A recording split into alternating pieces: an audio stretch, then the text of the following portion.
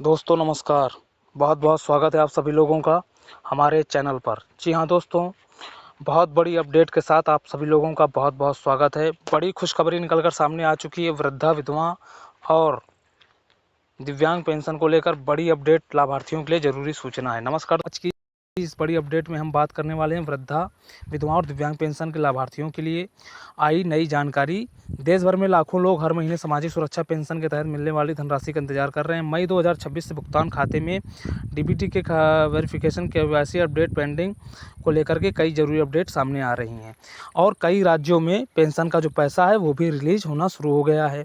वहीं पर लाभार्थियों के मन में एक सवाल ये भी आ रहा है कि अप्रैल मई जून और जून जुलाई अगस्त का पैसा क्या एक साथ दिया जाएगा, क्योंकि अप्रैल मई जून और जून जुलाई अगस्त ये 6 महीने का पैसा क्या एकदम से आएगा, क्योंकि बहुत सारे राज्यों में दावा किया गया था कि जो पेंशन का पैसा है वो बढ़कर मिलेगा, है ना।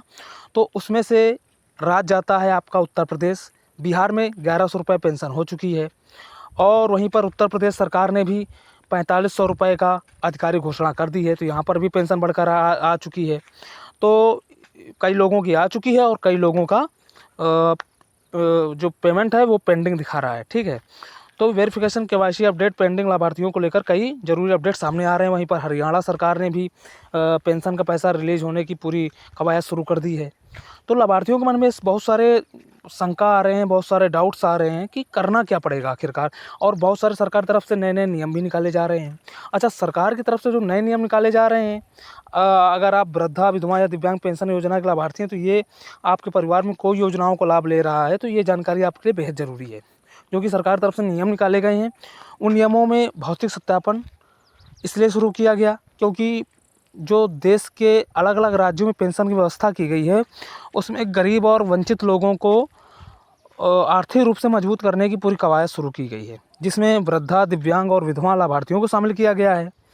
अब बात सामने ये भी आती है कि पेमेंट डिले, केवाईसी इशूज़ और आधार लिंकिंग, एनपीसीआई मैपिंग और डॉक्यूमेंट वेरिफिकेशन जैसी समस्याओं का सामना करना पड़ता है। तो इसी वजह से आज हम पूरी जानकारी को विस्तार से समझेंगे और इस जानकारी को मैंने 5 राज्यों में समेटने की कोशिश की है और इसमें हमने करीब 7 से 8 घंटे तक पूरी मेहनत के बाद आप लोगों के सामने वीडियो लाया हूँ ताकि आप लोगों को पूरी जानकारी अच्छे से मिल सके।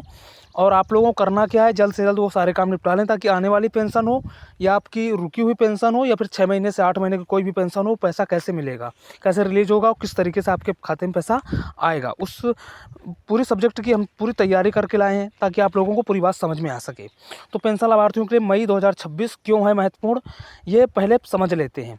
मई 2026 और या फिर अगर आप लोग जुलाई में सुन रहे हैं इसे, जुलाई 2026 से 27 में, तो ये महत्वपूर्ण खबर आपके लिए अति महत्वपूर्ण है क्योंकि आने वाले जुलाई अगस्त में इसका जो पैसा है वो रिलीज होना है। इसमें सरकार द्वारा कई नियम बदले जा रहे हैं और कई नियम बनाए भी जा रहे हैं।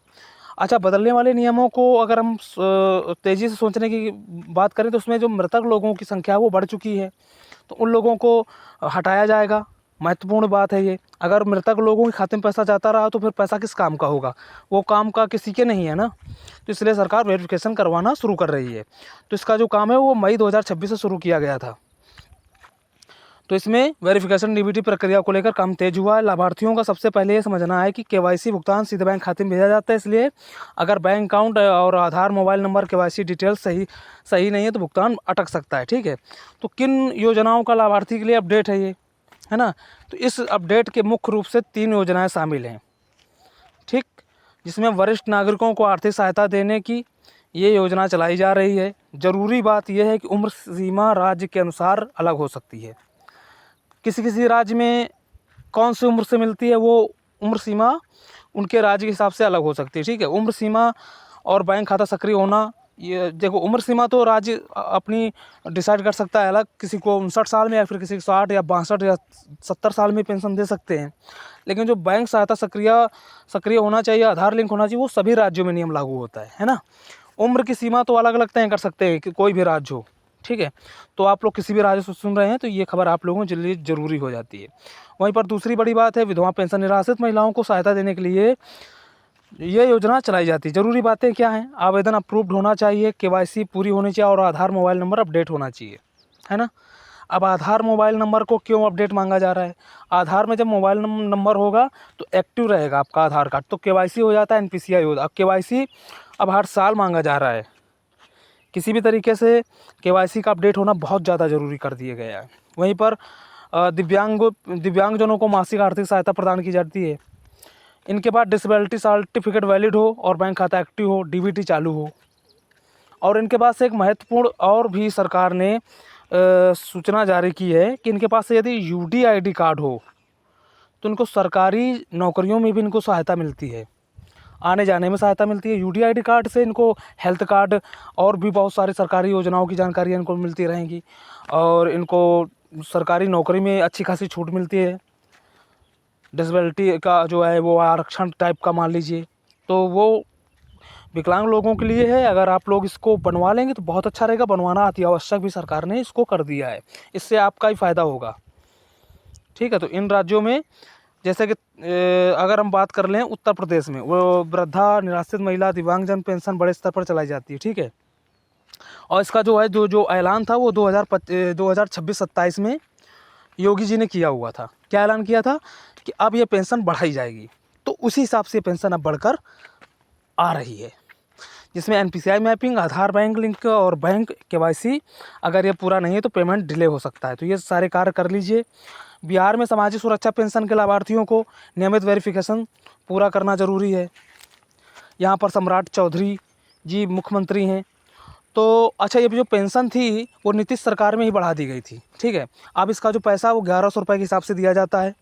आपका पैसा वो चाहे जून, जुलाई, अगस्त का हो या फिर अगस्त, सितंबर, अक्टूबर का हो, 2027-28, 2026-27, किसी भी समय में आप लोग पेंशन ले रहे हो तो आपके पास ये सारे काम होने ज़रूरी है। बैंक पासबुक जो है वो अपडेट होना चाहिए और आधार वेरिफिकेशन होना चाहिए, पंचायत का सत्यापन होना चाहिए। देखिए, ये बिहार का अलग जो कैटेगरी है और जो भी वेरिफिकेशन है वो अलग तरीके से हो रहा है ना। तो उसके बाद हम मध्य प्रदेश में बात करें तो मध्य प्रदेश में समग्र आईडी और बैंक वेरिफिकेशन काफ़ी ज़रूरी है। तो ज़रूरी काम है समग्र आईडी अपडेट करवाना, बैंक केवाईसी और मोबाइल नंबर को एक्टिव रखना। राजस्थान में सोशल सिक्योरिटी पेंशन बेनिफिशरीज को डॉक्यूमेंट्स अपडेटेड रखना ज़रूरी है।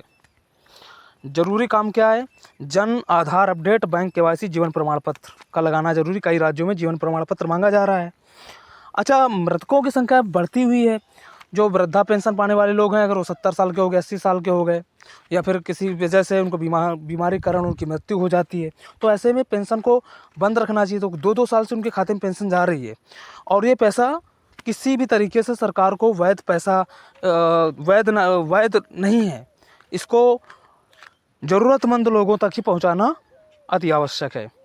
छत्तीसगढ़ के लाभार्थियों को डीबीटी रिलेटेड डिटेल्स वेरीफाई रखनी ही चाहिए।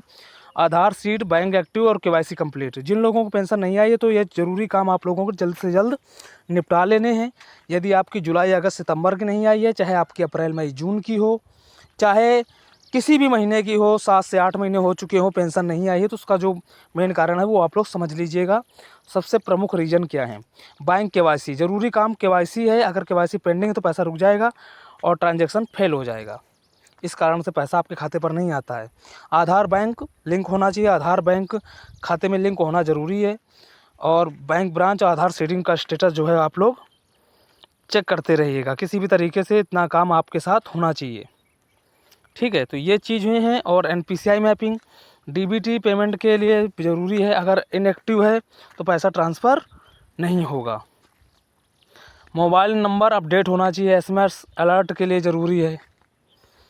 और बैंक अकाउंट एक्टिव रखें। डोरमेंट अकाउंट होने पर पेमेंट रिजेक्ट हो सकता है। पैसा रुकने के प्रमुख मुख्य जो कारण है केवाईसी पेंडिंग, आधार मिसमैच, यानी कि आधार कार्ड में यदि आपका नाम मिसमैच है तो आपका पैसा नहीं आएगा। मान लीजिए कि आपका नाम सरला देवी है, तो अगर इसमें स्पेस है और दूसरे में स्पेस नहीं है तो पेंशन रुक जाएगी। ठीक है, और बैंक इनएक्टिव, अगर एक्टिव नहीं है, इनएक्टिव है तो रुक जाएगी। डॉक्यूमेंट वेरिफिकेशन पेंडिंग है तो रुक जाएगी। एनपीसीआई इनएक्टिव है तो रुक जाएगी। नाम मिसमैच है, रुक जाएगी। तो पेमेंट स्टेटस को कैसे चेक करना है? बैंक पासबुक अपडेट कर रहे हैं, SMS alert mini statement, ATM, CSP check करें। ऑफिशियल पोर्टल, राज्य पोर्टल स्टेटस को चेक करें। मैंने डिस्क्रिप्शन पर सारे राज्यों के ऑफिशियली वेबसाइट डाल दी है, वहाँ से जाकर के आप लोग चेक कर सकते हैं। आधार कार्ड, बैंक पासबुक, ये ज़रूरी डॉक्यूमेंट्स हैं। अब मोबाइल नंबर, पेंशन ID और रेसिडेंस पर जो है प्रूफ होने चाहिए आपके पास। तो लाभार्थियों के लिए महत्वपूर्ण सलाह है, अगर पेमेंट पेंडिंग है तो घबराएं नहीं, डॉक्यूमेंट्स चेक करें, बैंक विजिट करें, KYC पूरा करें, आधार लिंक करें, आपकी पेंशन आपके खाते पर आ जाएगी।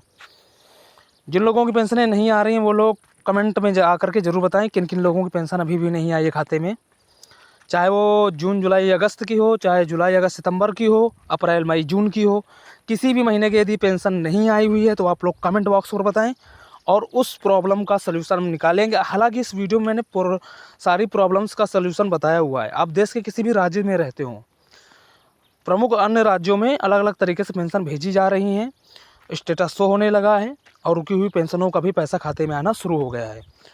तो आप लोग इस तरीके से सारे काम करिएगा। जो अनुमानित सहायता राशि है वो राज्य के हिसाब से अलग अलग हो सकती है, ठीक है। जैसे कि उत्तर प्रदेश में 1500-500 रुपये से वृद्धि हुई है। विधवा पेंशन, ये सब 500 रुपये बढ़ाए गए हैं, 1500 रुपये के हिसाब से पेंशन आ रही है, ठीक है। तो वृद्धा, विधवा, दिव्यांग पेंशन लाभार्थियों के इस समय सबसे जो ज़रूरी दस्तावेज है बैंक खाता, KYC डिटेल्स पर ज़्यादा ध्यान देना चाहिए। लोगों को पेमेंट अभी पेंडिंग है तो ये ऊपर बताए गए सभी ज़रूरी काम जो है पूरा करवा लें ताकि फ्यूचर पेमेंट में परेशानी ना आए। तो ये सारे काम कर लीजिए, बैंक चेक करें, आधार लाइन जो है वो चेक करें, NPCI स्टेटस चेक करें, KYC को पूरा करें, ठीक है। और इस जानकारी को ज़्यादा से ज़्यादा लोगों तक शेयर कर देना ताकि सभी लोगों को सरकार द्वारा दी गई जानकारी का जो है वो पता चल सके और ज़्यादा से ज़्यादा लोगों तक इसका प्रभाव पहुंच सके और लोगों को परेशानी कम हो, ताकि सरल तरीके से उनका जो पेंशन प्रक्रिया है वो शुरू हो सके। आप लोग इस वीडियो को लाइक शेयर ज़्यादा से ज़्यादा शेयर करना ताकि सभी लोगों तक जानकारी पहुंचे। फ्रॉड न्यूज़ से लोग बचें। कोई कुछ भी डाल देता है, कोई भी कचरा उठाकर डाल देता है तुरंत, पेंशन आ गई, पेंशन ये हो गई। अरे उसका जो पूरा डिटेल से मैंने निकाल कर आप लोगों को सामने प्रस्तुत किया है और इस हिसाब से अगर आप लोग चलोगे तो पेंशन 100% आपके खाते पर मिलेगी। तो जानकारी कैसी लगी है कमेंट में बॉक्स पर ज़रूर बताना। मिलते हैं नेक्स्ट वीडियो में। जय हिंद, जय भारत।